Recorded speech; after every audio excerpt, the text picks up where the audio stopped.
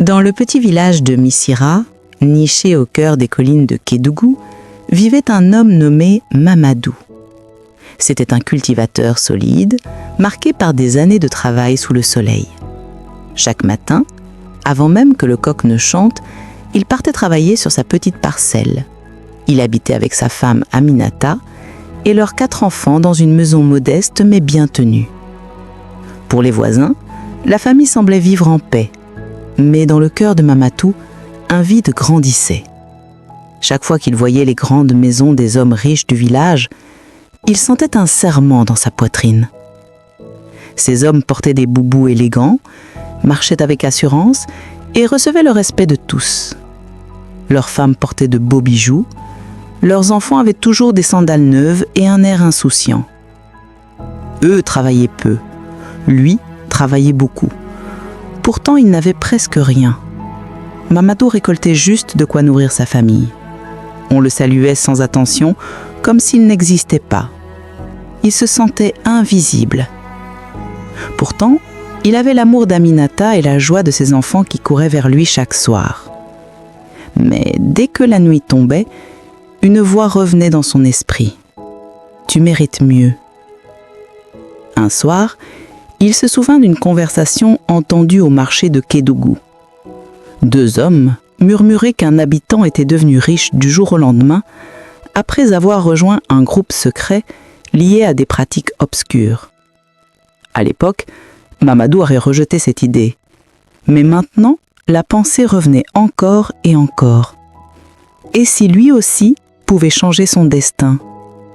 Une faim nouvelle naissait, pas une faim de nourriture, une faim de richesse, une faim qui allait bouleverser sa vie. Petite pause dans le récit. Depuis quel pays regardez-vous cette vidéo? Dites-le nous en commentaire.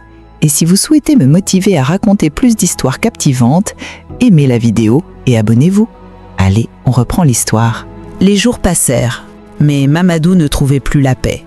Sur son champ, ses mains travaillaient, mais son esprit vagabondait. Le soir, il dormait mal. La voix dans sa tête revenait sans cesse, plus forte chaque nuit. « Tu travailles trop pour rester pauvre. » Aminata remarqua son changement. Mamadou parlait peu, ne riait plus avec les enfants, mangeait à peine. À chaque question, il répondait seulement qu'il était fatigué. Un après-midi, il décida de marcher jusqu'au marché de Kédougou, non pas pour vendre, mais pour réfléchir. Là, il tomba sur Ibrahima, un ami d'enfance qu'il n'avait pas revu depuis longtemps. Autrefois, ils étaient tous les deux de simples cultivateurs sans moyens. Mais aujourd'hui, Ibrahima paraissait riche. Il portait un boubou brodé, une montre brillante et des sandales neuves. Son ventre avait pris de l'ampleur et il marchait avec la confiance d'un homme comblé. Un mélange de jalousie et de curiosité envahit Mamadou. « Ibrahima, tu as beaucoup changé. » Le sourire d'Ibrahima s'éteignit doucement. Il regarda autour de lui comme pour vérifier si quelqu'un écoutait. « C'est Dieu, » répondit-il simplement. Mamadou secoua la tête. Il n'était pas convaincu. Il se rapprocha, baissa la voix. « Ibrahima, je souffre. Je n'ai rien. Ma famille mérite mieux. J'ai entendu parler d'un groupe qui aide les hommes à devenir riches, mais par un chemin rapide. Si tu sais quelque chose, dis-le-moi. » Ibrahima eut un frisson. Il détourna le regard comme pris entre la peur et la responsabilité. « Mamadou, fais attention à ce que tu cherches. »« Je suis prêt, » répondit Mamadou d'une voix ferme. « Je veux changer ma vie. » Après un long silence, Ibrahima soupira et parla enfin. « Il existe un ancien marabout, un homme puissant qui vit au fond de la forêt derrière la colline de Tiokoy. Il n'est pas comme les autres, il parle avec les esprits.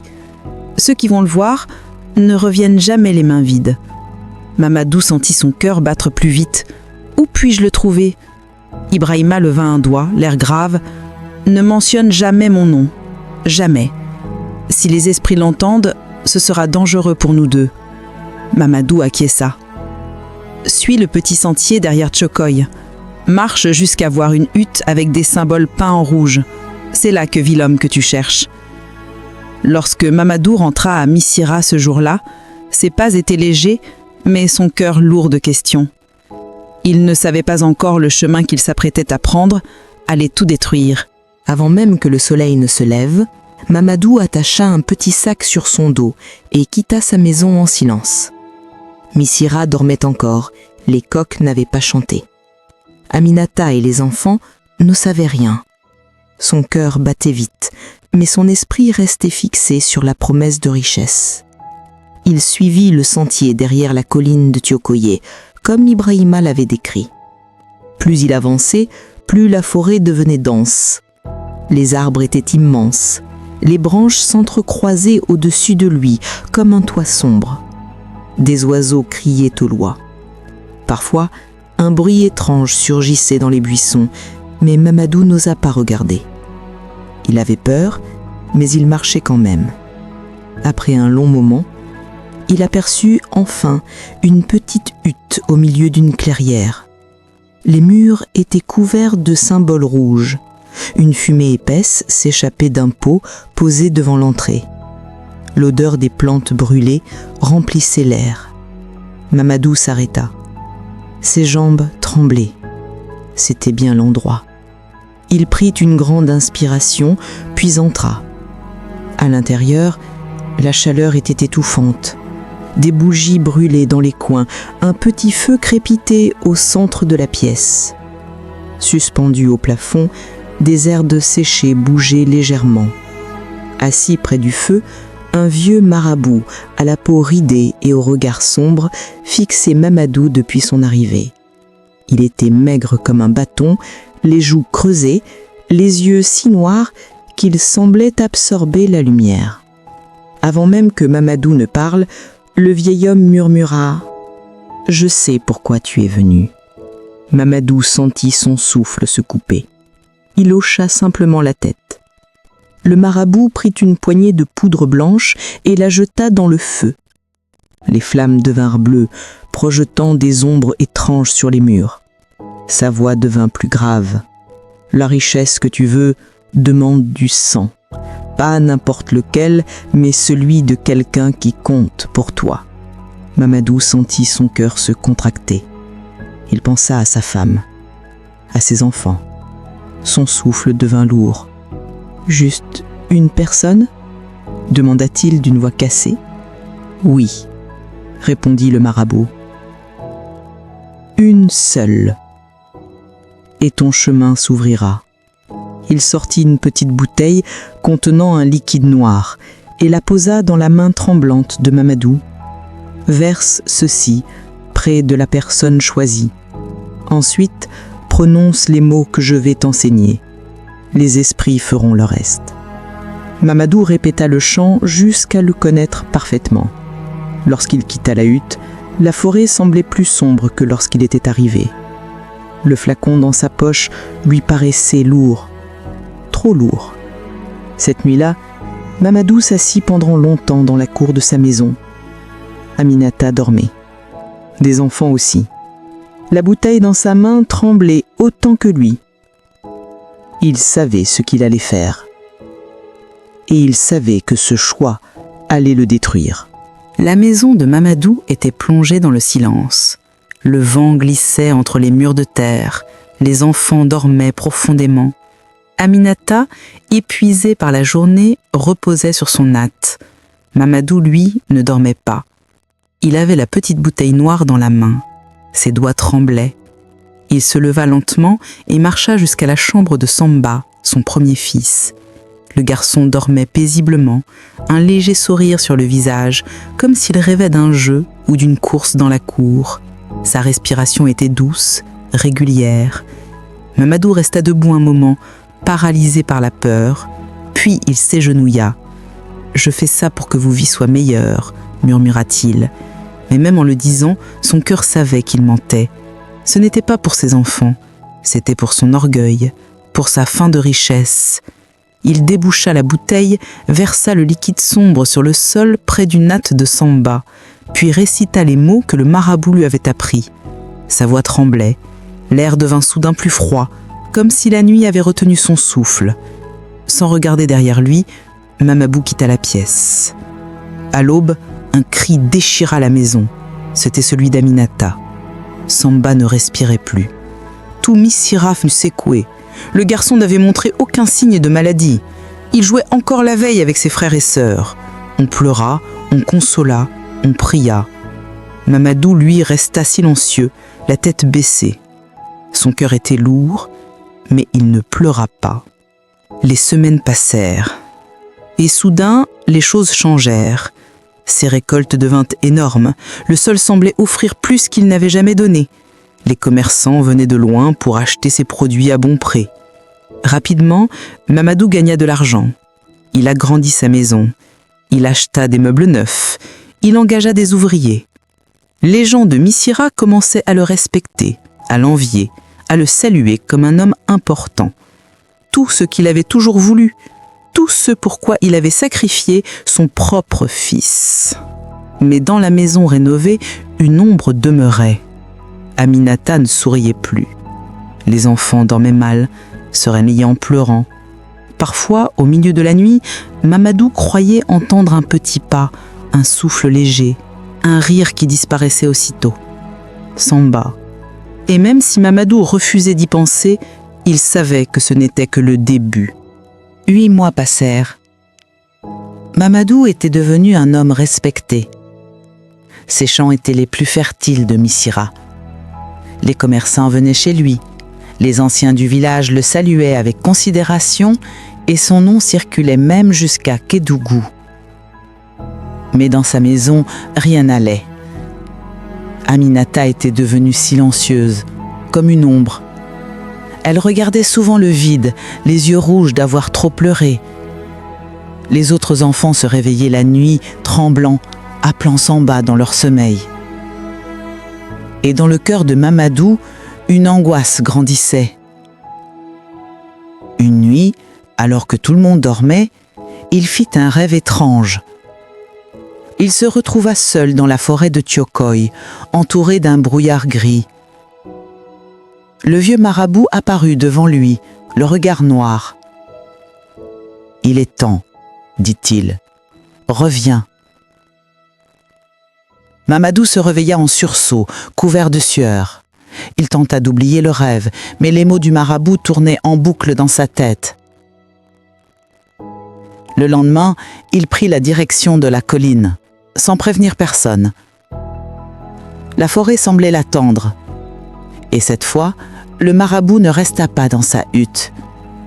Il guida Mamadou plus loin, dans un endroit caché entre les grands arbres. Là se trouvait une grande case décorée de symboles étranges. Autour, des hommes se tenaient en cercle. Mamadou reconnut plusieurs d'entre eux, un commerçant riche, un chef de concession, un notable réputé dans la région. Tous portaient des boubous noirs, tous silencieux. Le marabout posa une calebasse d'eau au centre du cercle. Il y laissa flotter un morceau de charbon noir. Les hommes ne parlaient pas, ils observaient.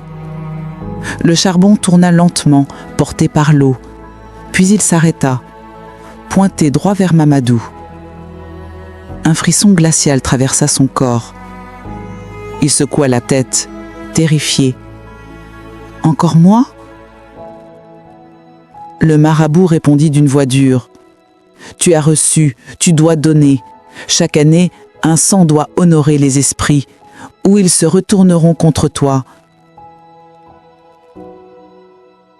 Mamadou regarda autour de lui, espérant que quelqu'un le défendrait, qu'un homme s'interposerait, qu'on dirait que le sort s'était trompé. Mais personne ne parla, personne ne bougea, personne ne l'aida. Il comprit alors qu'il était seul, prisonnier d'un pacte qu'il avait choisi, prisonnier d'un chemin dont il ne pouvait plus sortir.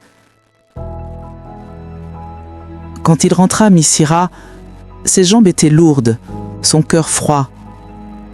Aminata posa les yeux sur lui, mais elle ne dit rien. Elle semblait déjà sentir que quelque chose de terrible allait arriver. Cette nuit-là, Mamadou regarda longuement ses enfants dormir. Et il savait, il devait choisir. Encore. La nuit était tombée sur Missirah. Le vent soufflait doucement. Les lampes des concessions voisines s'éteignaient une à une. Dans la maison de Mamadou, tout semblait paisible. Mais à l'intérieur de lui, une guerre faisait rage. Le visage du marabout, la calebasse, le charbon pointé vers lui, tout revenait sans cesse dans son esprit. Il savait ce que les esprits exigeaient. Il savait ce qu'il devait faire. Et pourtant, son cœur refusait. Il resta longtemps assis dehors, les yeux fixés sur la lune. Dans sa main, la bouteille sombre du marabout. Elle semblait vibrer, comme si quelque chose y vivait. « Je ne veux plus », murmura-t-il. Mais sa voix était faible. Son ambition, elle, était devenue plus forte que sa volonté. Quand toute la maison sombra dans le silence, Mamadou se leva. Il marcha lentement vers la chambre de Mariama, sa fille de 10 ans. La petite dormait paisiblement, serrant contre elle une poupée en tissu qu'Aminata lui avait fabriquée. Ses cheveux étaient tressés, son visage doux et innocent. Mamadou resta immobile un long moment, les larmes au bord des yeux. Il pensa au jour où elle courait vers lui en riant, au moment où elle s'accrochait à son pagne pour lui demander ses histoires préférées. Puis il s'agenouilla. Il déboucha le flacon. Sa main tremblait si fort qu'il faillit le renverser. « Pardonne-moi ». Le liquide noir coula sur le sol, silencieux. Il prononça les mêmes mots maudits. Il quitta la chambre aussitôt, le cœur écrasé. À l'aube, le cri d'Aminata retentit dans toute la concession, un cri déchiré, long, animal. Mariama ne respirait plus. Les voisins accoururent. Certains pleurèrent, d'autres restèrent figés, trop choqués pour parler. Aminata se jeta sur le corps de sa fille, secouée de sanglots. Elle répétait son nom encore et encore, la voix brisée. Son foulard glissa de sa tête, ses larmes mouilla la poussière. Mamadou resta debout, sans un mot. Son visage était fermé, ses yeux vides.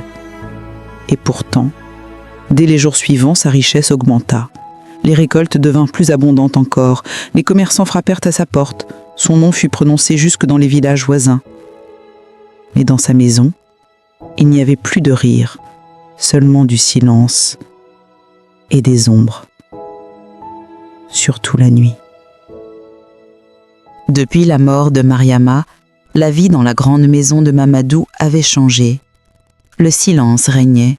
Même le vent semblait éviter les fenêtres. Aminata ne parlait presque plus. Elle avançait comme une femme qui avait perdu son âme, les yeux toujours rouges, la voix tremblante. Elle veillait les 2 enfants restants comme si la mort rôdait autour d'eux. Et Mamadou, lui, devenait un autre homme. Quand la nuit tombait, il entendait des bruits étranges. Un pas léger dans le couloir, un souffle derrière lui, un rire d'enfant qui disparaissait aussitôt. Parfois, il appelait Mariama ou Samba, croyant les voir passer, mais il n'y avait rien. Juste des ombres, des murmures, des voix qui venaient d'ailleurs. Il essayait de les ignorer, mais elles revenaient, encore et encore. Un soir, Aminata le regarda longuement. Un regard qu'elle ne lui avait jamais adressé auparavant. Un regard de peur.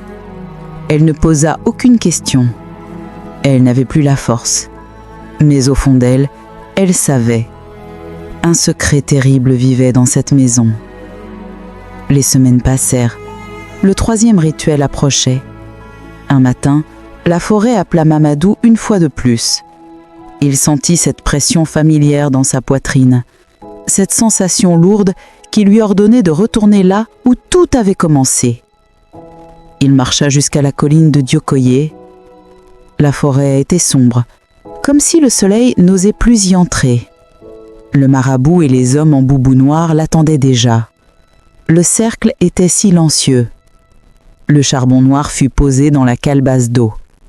Il tourna, puis s'arrêta. Encore une fois, il pointait vers Mamadou. Une sueur froide coula le long de son dos. Sa bouche devint sèche. Il leva les yeux vers les autres hommes, cherchant du soutien. Personne ne bougea. Personne ne parla. Le marabout approcha, son regard aussi tranchant qu'un couteau. Tu as accepté ce chemin, les esprits réclament ton sang. Si tu refuses, la malédiction tombera sur toi seul. Mamadou sentit ses jambes faiblir. Il voulut protester, crier, demander grâce, mais rien ne sortit. Il était pris au piège du pacte qu'il avait lui-même voulu. Quand il rentra chez lui, Aminata comprit immédiatement. Elle vit son visage, blanchi, brisé. Elle vit ses yeux, remplis d'un vide profond. Cette nuit-là, Mamadou s'assit dans la cour, la tête dans les mains. Il fixait ses 2 enfants encore vivants. Idrissa, 6 ans, encore plein d'innocence, et Adja, la plus jeune qu'Aminata gardait toujours près d'elle. Il savait ce que les esprits demandaient, et son âme tremblait. La nuit tomba sur Missira, enveloppant la maison de Mamadou dans un silence lourd. Aminata dormait à peine, serrant la petite Adja contre elle comme si la mort était à la porte. Idrissa, le plus jeune garçon, dormait dans la petite pièce à l'arrière, un sourire innocent sur son visage. Mamadou, lui, ne trouvait plus le sommeil. Il tournait en rond, le regard vide, le souffle court. La bouteille sombre du marabout était posée devant lui, comme un serpent qui attendait sa proie. Il savait ce que les esprits exigeaient. Mais cette fois, quelque chose en lui résistait. Il murmura « Je ne veux plus, j'ai déjà trop donné. » Mais les voix dans sa tête devinrent plus fortes, plus pressantes. Elles semblaient sortir des murs, du sol, même du vent qui traversait la concession. Tu as commencé, tu ne peux plus reculer. Donne ou subis. Mamadou trembla. Son cœur criait non, nos sapeurs hurlaient oui. Quand la maison devint silencieuse, il se leva lentement. Ses pas étaient lourds, comme ceux d'un homme marchant vers son propre destin. Il ouvrit doucement la porte de la petite chambre d'Idrissa. Le garçon dormait profondément, les mains sous la tête, comme un enfant qui n'a connu que la paix. Mamadou resta figé à l'entrée, les yeux remplis d'un chagrin déchirant. « Tu n'as que 6 ans, pensa-t-il. Tu ne mérites pas ça. » Mais les esprits n'attendaient pas la compassion, seulement le sang. Mamadou approcha, le flacon noir dans la main. Ses doigts tremblaient. Ses larmes coulèrent enfin, silencieuses. « Pardonne-moi, mon fils. » Il versa le liquide au sol, lentement, puis prononça les mots. Les mêmes mots maudits. Les mêmes mots qui avaient déjà arraché Samba et Mariama à la vie. Puis il quitta la chambre, le souffle brisé. Au lever du jour, le cri d'Aminata résonna à travers tout Missira, plus puissant, plus déchirant que les précédents. Elle tomba au sol, incapable de bouger. Sa voix se brisa, son cœur aussi. Les voisins accoururent encore une fois. Ils pleuraient en silence, certains se couvrant le visage, d'autres murmurant « Ce n'est plus normal. 3 enfants, 3 ans, ce n'est pas humain. » Aminata resta des heures assise au sol, Idrissa dans les bras, répétant son nom, incapable d'accepter la réalité. 3 tombes, 3 petits corps, 3 douleurs impossibles à porter. Et ce soir-là, quand Mamadou tenta de s'asseoir près d'elle, Aminata recula, terrorisée. Dans ses yeux, Mamadou vit quelque chose qu'il n'avait jamais vu. La peur.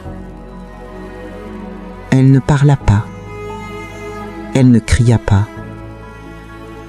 Elle ne pleurait même plus.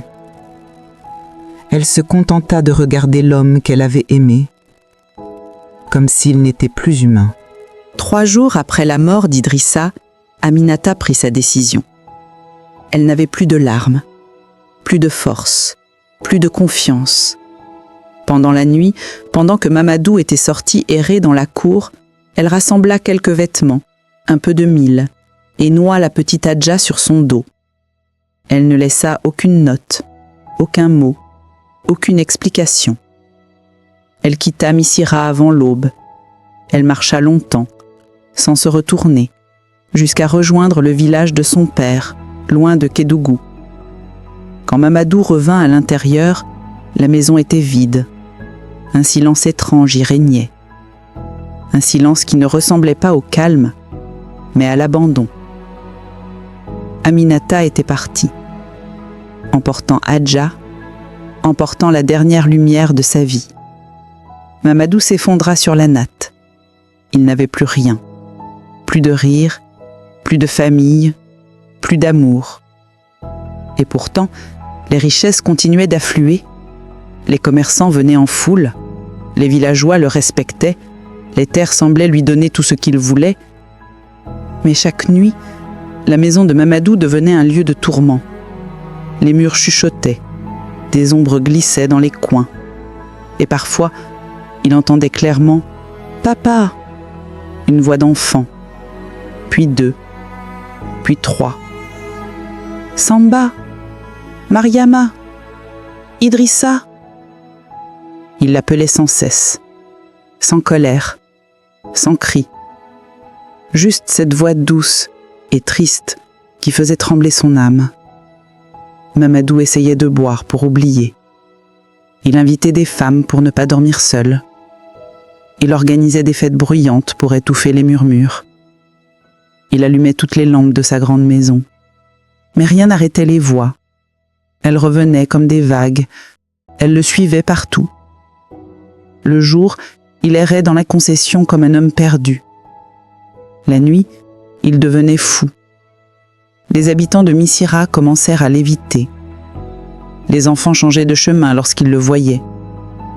Même les anciens, autrefois admiratifs, baissaient les yeux. Son nom, autrefois glorieux, devint un murmure que l'on prononçait à voix basse. Mamadou le riche, Mamadou le maudit. Son corps s'affaiblit. Ses yeux devinrent rouges et creusés. Sa barbe se mêla de gris. Il parlait parfois aux arbres, parfois aux ombres. Un soir, pris de panique, il retourna dans la forêt de Tiokoyé. Il tomba à genoux devant le marabout. « J'ai tout donné. Mes enfants. Ma femme est partie. Je n'ai plus rien. Aide-moi. » Le marabout le regarda longtemps avant de répondre d'une voix froide. « Tu as trop pris. Les esprits veulent encore. Si tu ne leur donnes plus rien, ils prendront ton sang. » Mamadou pleura. Pour la première fois depuis longtemps, des larmes d'un homme brisé. « Je n'ai plus rien, » murmura-t-il. Le marabout détourna le regard. « Chaque homme porte son fardeau. Voici le tien. » Mamadou comprit alors qu'il était totalement seul, qu'aucune aide ne viendrait, qu'aucun pardon ne serait accordé. Il retourna à Missira comme un fantôme, traînant son corps fatigué. Il n'était plus l'homme ambitieux qu'il avait été. Il n'était plus le père aimant qu'il avait été. Il n'était qu'une âme perdue, une coquille vide, une ombre qui vivait encore. Les années passèrent, longues et cruelles. Mamadou devint l'ombre de lui-même. Son immense concession autrefois admirée fut envahie par les herbes. Les murs de sa grande maison se fissurèrent. Les meubles se couvrirent de poussière. L'homme riche et fier de Missira n'existait plus. Il errait pieds nus, en haillons, parlant tout seul, chassant des ombres imaginaires. Les villageois l'évitaient. Les enfants détournaient les yeux. Personne n'osait l'approcher. Chaque nuit, les voix revenaient. Samba, Mariama, Idrissa. Leurs murmures l'entouraient, parfois doux, parfois lointains, parfois si proches qu'il croyait sentir leur souffle. Un matin, après 12 longues années de tourments, Mamadou quitta sa maison en silence. Il marcha jusqu'à la rivière au dehors de Missira, là où les pêcheurs jetaient parfois leurs filets au lever du jour. Le ciel était gris, la brume flottait au-dessus de l'eau.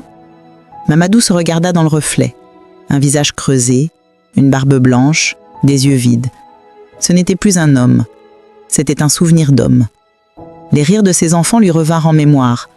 Leurs petites mains dans la sienne, leurs courses dans la cour, la voix d'Aminata qui appelait tout le monde pour manger. Il sentit son cœur se briser une dernière fois. « Pardonnez-moi !» Sa voix se perdit dans le vent. Il avança dans l'eau froide. D'abord jusqu'aux genoux, puis jusqu'à la taille, puis jusqu'au torse. Le courant était fort, mais Mamadou ne lutta pas. Il ferma les yeux et la rivière l'emporta. Le lendemain, son corps fut retrouvé sur la berge, immobile, paisible. Pour la première fois depuis des années, son visage ne montrait plus la peur, ni la folie, juste le silence. Les habitants de Missirah se rassemblèrent en murmurant. Ils connaissaient son histoire. Ils avaient vu ses richesses venir comme un éclair. Ils avaient vu sa famille disparaître. Ils avaient vu sa chute. Et son nom devint une leçon que l'on racontait autour du feu la nuit. Ne convoite jamais une richesse que tu ne comprends pas, car certaines fortunes se paient avec le sang. Leçon de vie. La richesse qui arrive trop vite cache souvent un prix que l'on ne voit pas. Lorsque l'ambition dépasse l'amour, le cœur finit toujours par se perdre. Rien n'est plus précieux que la paix de l'âme, car aucune fortune ne peut la racheter.